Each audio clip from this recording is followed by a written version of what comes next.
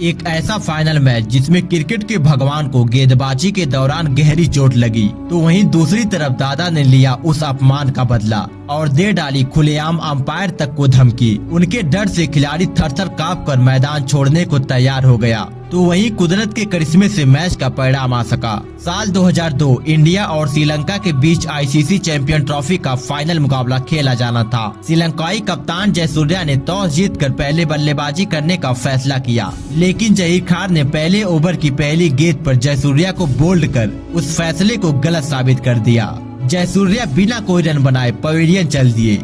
श्रीलंका के लिए यह बहुत ही बड़ा विकेट था। उसका कप्तान पवेलियन जा चुका था। उसके बाद अतापत्तू पारी को संभालने मैदान पर आते हैं, लेकिन जहीर की गेंद आज आग उगल रही थी। फिर पारी के दूसरे ओवर की दूसरी बॉल पर कुमार संगकारा ने एक बेहतरीन चौका लगाया। ये दोनों ही खिलाड़ी जहीर को संभल कर खेलते तो वहीं अगरकर पर प्रहार करते, लेकिन 7वें ओवर में जहीर खान ने भी थोड़ा ढील दे दिया और एक बहुत ही बड़ी नो बॉल फेंक दिया, जिस पर संगकारा ने चौका जड़ स्कोरबोर्ड को आगे बढ़ाया। लेकिन 8वें ओवर की पहली गेंद पर अगरकर ने अतापत्तू को स्लिप में खड़े मोंगिया के हाथों कैच करवा श्रीलंकाई टीम को दूसरा बड़ा झटका दे दिया। अभी तक इस फाइनल मैच में भारतीय टीम पूरी तरह से हावी होती है। अतापत्तू ने 17 गेंदों पर मात्र 10 रन बनाए। अब संगकारा का साथ निभाने अरविंद डिसिल्वा मैदान पर आए और आते ही अपना आक्रामक रूप दिखाया, क्योंकि 10वें ओवर में अगरकर को 23 रन कूट दिए। अगरकर की पहली और दूसरी गेंद पर तो चौका लगाया, फिर चौथी गेंद को भी बाउंड्री रेखा के पार भेज दिया।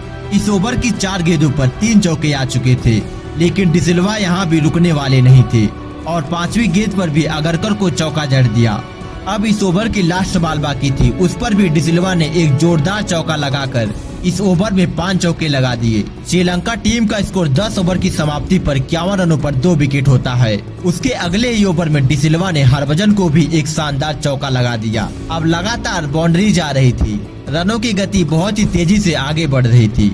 हर गेंद को डिसिल्वा चौकों में ही डील कर रहे थे। अब संगकारा भी उनके संग खूब साथ निभा रहे थे। अचानक से रनों की गति में तेजी बढ़ गई, लेकिन उसी बीच डिसिल्वा अनिल कुंबले को भी एक बड़ा शॉट लगाना चाहा, पर शॉट लगाने के चक्कर में अपना विकेट खो दिया और निराश होकर पवेलियन चल दिए। अरविंदा डिसिल्वा ने 27 रनों की बेहद तेज पारी खेली। अब भारतीय टीम के सामने महिला और पुरुष की जोड़ी होती है, लेकिन महिला संघ संगकारा पिच पर टिक नहीं सके और एक भयंकर मिसअंडरस्टैंडिंग के चलते संगकारा रन आउट हो गए। यह जोड़ी और महिला का दिल दोनों एक साथ टूटा था। इसका दर्द महिला के चेहरे पर साफ दिखाई दे रहा था। यहाँ श्रीलंका टीम का स्कोर 16.3 ओवरों में 71 रनों पर 4 विकेट हो जाता है। श्रीलंका टीम संकट में आ चुकी थी। अब महिला जबरदस्ती का साथ देने रसल आर्नोल्ड आते हैं। ये दोनों ने भारतीय गेंदबाजों का सामना संभल कर किया और 20 ओवरों तक कोई विकेट नहीं गिरने दिया और तभी रसल ने कुंबले को लेट कट चौका लगा दिया। श्रीलंका की पारी कछुए की रफ्तार से आगे बढ़ रही थी, क्योंकि 30 ओवरों का खेल समाप्त हो चुका था और स्कोर मात्र 112 रन ही था। तभी जबरदस्ती ने स्कोर को तेजी से आगे बढ़ाया और कुछ चौके लगाए और अपने टीम के रणगति को तेज किया। इसी बीच दोनों के बीच 50 रनों की पार्टनरशिप भी पूरी हो गई।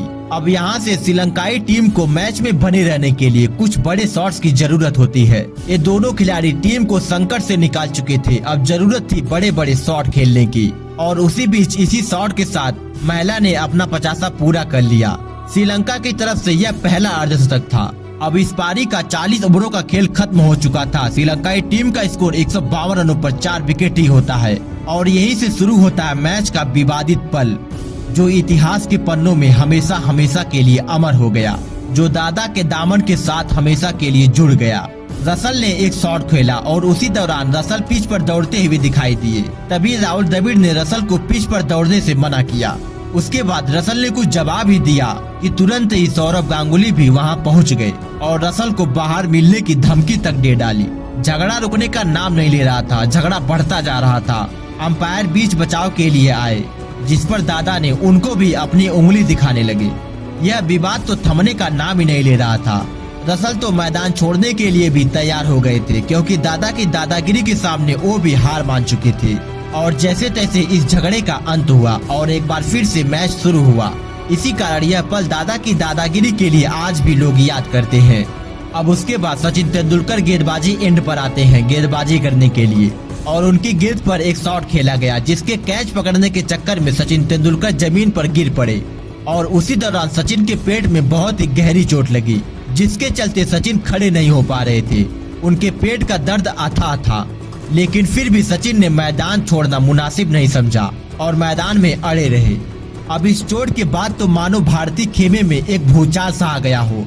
हर भारतीय गेंदबाज अपनी जान झोंकने को तैयार था और यही कारण था कि अब श्रीलंकाई बल्लेबाज एक एक रनों के लिए तरस रहे थे और लगातार कुछ ओवरों तक ऐसे ही रनों का सूखा बना रहा। लेकिन 43वें ओवर में महिला जयवर्धने ने सचिन तेंदुलकर पर एक बार फिर से अटैक किया और उनको लगातार 2 चौके लगाकर अपने बीच 100 रनों की पार्टनरशिप भी पूरा कर लिया। अब दोनों तरफ से रनों की रफ्तार थोड़ी बढ़ सी गई थी। अब रनों की बरसात हो रही थी क्योंकि रसल आखिरी के ओवरों में और भी घातक हो जाते हैं और उसका परिणाम भी देखने को मिल रहा था। जहां कुछ समय पहले श्रीलंकाई खिलाड़ी एक एक रनों के लिए तरस रहे थे, तो वहीं अब रनों की प्रलय आ चुकी थी। लेकिन तभी गांगुली ने अपने हाथों से जयवर्धने का कैच लेकर उनकी पारी का अंत कर दिया। महिला जयवर्धने ने इस मैच में सबसे ज्यादा 77 रन बनाकर पवेलियन चल दिए। अब चंदाना क्रीज पर होते हैं, लेकिन फिर दोबारा से भारतीय गेंदबाजों ने अपना दबदबा बनाए रखा और चंदाना को भी आउट कर दिया। लेकिन रसल अभी भी क्रीज पर मौजूद होते हैं और अपने पिच पर होने का प्रमाण भी बखूबी पेश कर रहे थे और देखते ही देखते अपने टीम के स्कोर को भी 200 रन के पार पहुंचा दिया। अब चमिंडा वास जैसा गेंदबाज भी अपनी बल्लेबाजी के दम पर छक्के लगा रहा था, बड़े बड़े शॉट्स खेल रहे थे और अपने टीम को सम्मानजनक स्कोर पहुंचाने का पूरा प्रयास कर रहे थे। चमिंडा ने मात्र 7 गेंदों पर 14 रन बना दिया था, लेकिन चमिंडावास भारतीय गेंदबाजों को कब तक परेशान करते और जहीर खान के लास्ट ओवर में वो भी आउट हो गए और एक बेहतरीन पारी खेल पवेलियन चल दिए। अब रसल आर्नोल्ड ने भी इसी डबल के साथ अपना 50 भी पूरा कर लिया। फिर रसल ने जहीर की 5वीं गेंद पर एक शानदार चौका लगाया और मोमेंटम को अपने साथ ड्रेसिंग रूम तक ले जाना चाहा, लेकिन जहीर की शानदार गेंदबाजी की वजह से आखिरी गेंद पर केवल 1 रन ही आ सका और श्रीलंका टीम ने 50 ओवर की समाप्ति पर 7 विकेट खोकर 222 रन बना दिए। इस मैच में जहीर खान ने सबसे ज्यादा 3 विकेट झटके और शानदार गेंदबाजी का मुजाहरा भी पेश किया। अब भारत को यह मैच जीतने के लिए 223 रनों की जरूरत थी, लेकिन इस पिच पर यह टारगेट आसान नहीं था। साथ में फाइनल का प्रेशर अब भारत की तरफ से सहवाग और रमेश मोंगिया की जोड़ी मैदान पर आती है। इस पिच पर बल्लेबाजी करना काफी ज्यादा मुश्किल था क्योंकि गेंद बल्ले का संपर्क कराना भी मुश्किल हो रहा था, मानो गेंद हवा में लहरा रही थी।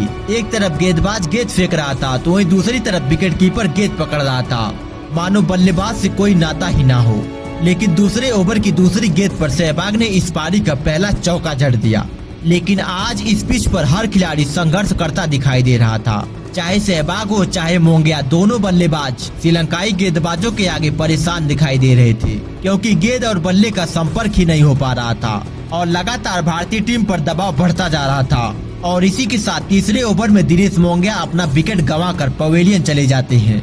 अब भारतीय टीम के लिए यह मैच जीतना बेहद ही मुश्किल लग रहा था क्योंकि मोंगिया 9 गेंदों का सामना करके कोई रन नहीं बना सके और बिना खाता खोले पवेलियन वापस चल दिए। अब सचिन तेंदुलकर और वीरेंद्र सहवाग की जोड़ी पारी को संवारने के लिए क्रीज पर होती है और सचिन जब पहली गेंद का सामना किया तो उसी गेंद पर जोरदार अपील करी गई, लेकिन अंपायर ने उस अपील को नाकार दिया।